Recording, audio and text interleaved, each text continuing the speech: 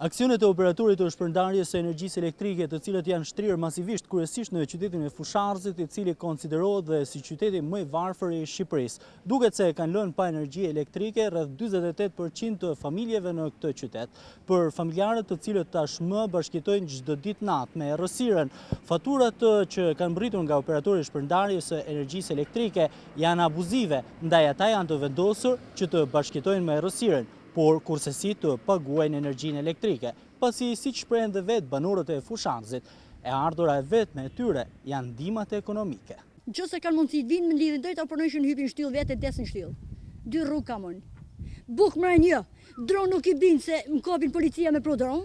Zarm jo, unë vesh me vdek me të 2 fëmijë. Nuk kam pse me bë për zotë me dek, vesh me dhën shpirtin. Faturë 60, 70, 80, unë pa shpenzohet si dhe. Sa të vjen një faturë në muaj? 200, 250, 119. Po i harxhoni ju aq? Jo, për kishë në që kam hargju më i non. Energjia e konsumuar duhet paguar, por kurse si në shifrat të cilët një familje nuk mund t'i konsumojnë, shprehen banorët e Fusharzit, atje ku errësira ka pllakosur më shumë se gjysmën e qytetit, ndërkohë që askush nuk flet për një zgjidhje. Qyteti ishte përsekutuarve të regjimit, sot po përjeton dënime akoma më të ashpra, që për banorët burim kanë abuzimin mbi mënyrën e faturimit.